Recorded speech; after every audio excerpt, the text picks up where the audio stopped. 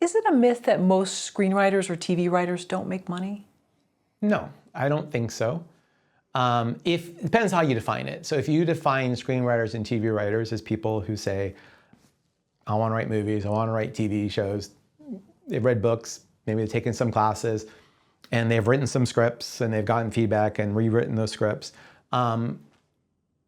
Do most of those writers not end up making money? Yes. But the reason is, and I think I talked about this once in an earlier Film Courage video, so I'll keep it fairly short. But you know, I was a writer and I read the books, I was in film school and wrote the script, and I finally got the script that everyone in my writers group thought was like amazing. My teachers said it was amazing. Everyone's like, this is going to sell. And then I had this producer read it and like, this isn't even close. And I did well, and you know, there was a person in my writing group who's a professional writer, and she said this and this, and he's like, no, I get it. And he goes, yeah, like it doesn't surprise me that people in your writing group and your friends and your UCLA professors, you know, think this is great and that it's where it needs to be. But they're not in the business of breaking writers into the business. And that is a much higher, unless you're in the business of breaking writers into the business, you don't quite realize how high the bar is. And so there are a lot of writers who maybe they hire people for script notes, which is, I don't think, usually a good idea. And they get feedback from their writing group and maybe even from other professional writers. And they're told that they're writing where they need to be and they're close, but they're not there. And they will keep doing this for a long time and maybe never get there. And then they start creating stories of, well, it's all luck, or it's all who you know, or it's your age, or all of this.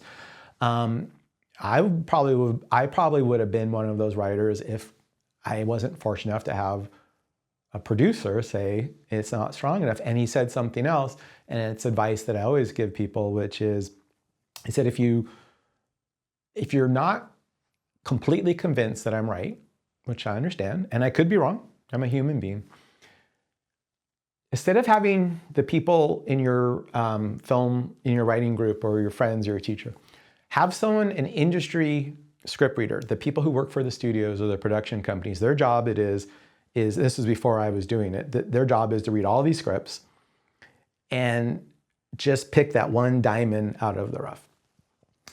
And just go to them and say, hey, I have this script. I'm trying to see if it's good enough or not. Can I pay you to read it? And will you write the report that you would write if it actually came in? You know, and they're going to do it on their own time, you know. So it's not officially been submitted to the company. It's just on your time.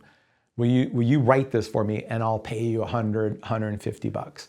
And it's not hard to get these people to say yes, because a lot of the times they're not getting paid or they're not being paid very much. So $100, $150 is helpful.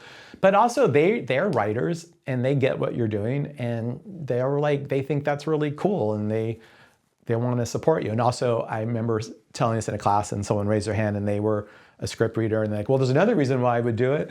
And I'm like, why? He goes, because where I work, people kind of ignored my opinion. So I liked it that someone was paying me for my opinion. And I really wanted to help that writer. So I did it, and I hired 3 different people, even though I really couldn't afford it. And when the coverage reports came, I could tell, like, it wasn't bad, but like, if this is where it needs to be, it wasn't there, it was here. The people that I worry about are the people who are like here. And what I mean by that is this. So a new writer starts out, and let's just say their characters and their dialogue is really weak. It just is. They're going to know that because they're going to get that feedback from people. Or someone who starts out and like they really don't understand story structure and they're just writing formulaic, or it's treading water, or it's episodic, it's de-escalating. They're going to probably know that because they're going to get that feedback. It's the writers who get to a place where they're not good, they're really good. They're really, really good. They're in like that top 1%, but they're just not quite good enough. They might just be that much, but that is the difference between selling a script or not, or having a career or not having a career. And they don't know that, because what they're hearing from the writing group, and again, the friends or their teachers, is just how amazing the script is. And by the way, like, this script is like maybe, and their writing is like really, really, really good. And it's better than most people. And it's impressive. But the industry doesn't grade on a curve. And there's a lot of competition. So, if you flip the question and then you say, are there writers who can get to the level they need to get to, who don't end up with a career? Then I would say, yes, but not many. If you can put the work in to get to this place, and you know, and you keep writing, and you're resilient, and you're good in a room, and you know how to play well with others, and you know how to pitch, and you know how to take notes. I'll share what my agent said once to one of my UCLA classes.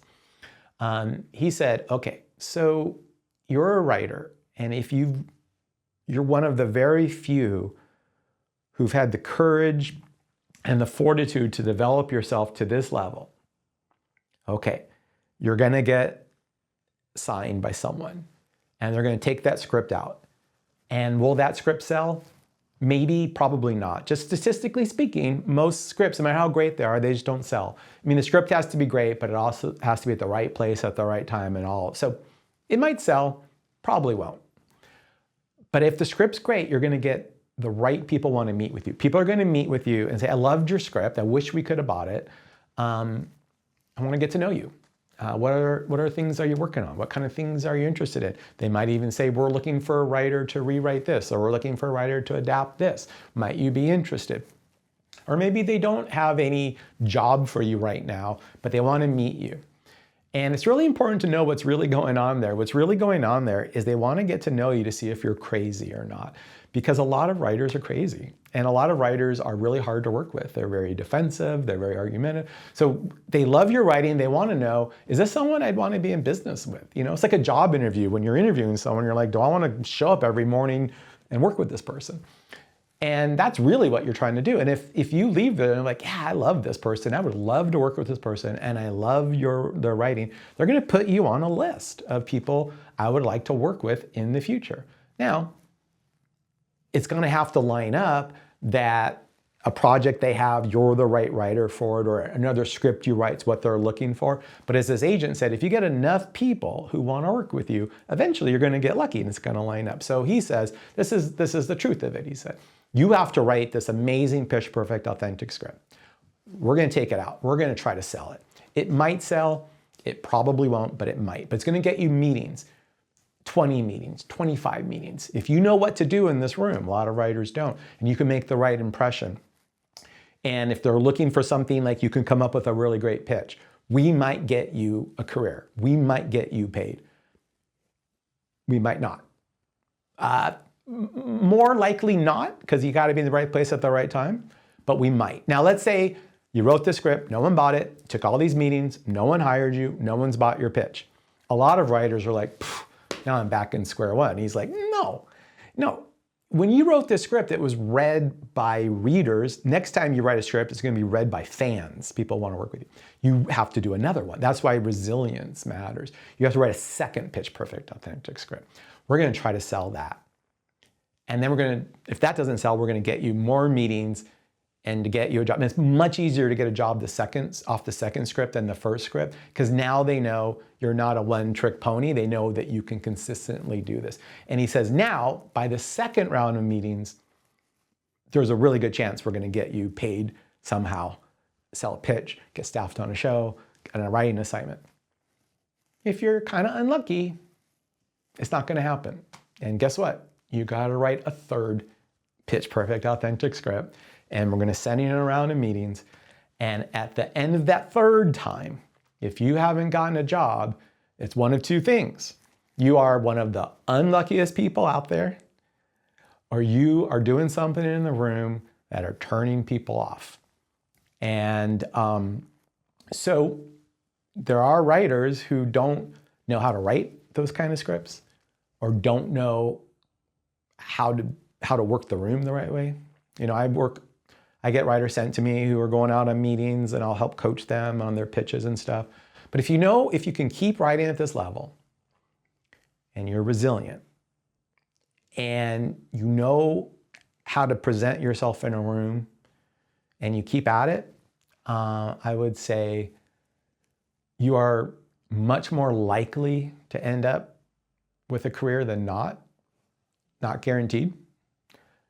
Now, the other thing that, I don't know if I should bring this up or not, but a lot of writers launch their career, but they can't sustain their career. That's a whole different conversation and a whole different set of, so, you know, I know a lot of writers who made money for a year or two and then can't make any more money as a writer. So there's a whole different conversation about what it takes to maintain a career. But so most writers are not going to make money because for whatever reason, they're not going to end up writing the right kinds of scripts, or they're not consistent enough, or they're not knowing how to work the room the right way. And these are all skill sets that, you know, I look back at myself or any writers that I've trained, and I was naturally really strong at some of those skills. I was naturally okay at some of those skills. I needed someone to kind of coach me and help me get better. And then there were certain skills that I just flat out sucked at, and I needed to be trained to get stronger at that. I was just, you know, I just had this mindset of this is my dream, and it's whatever it takes, you know, I want to get there. So most writers, no. The writers that really know how to do it and train themselves, from my experience, most of those writers do at least get a shot, which is they get hired or they sell a pitch. Now, can they deliver under pressure, and can they maintain and build their career? That's a separate question. Thank you for watching the video all the way to the end. Here is a complimentary question from our book Story Questions.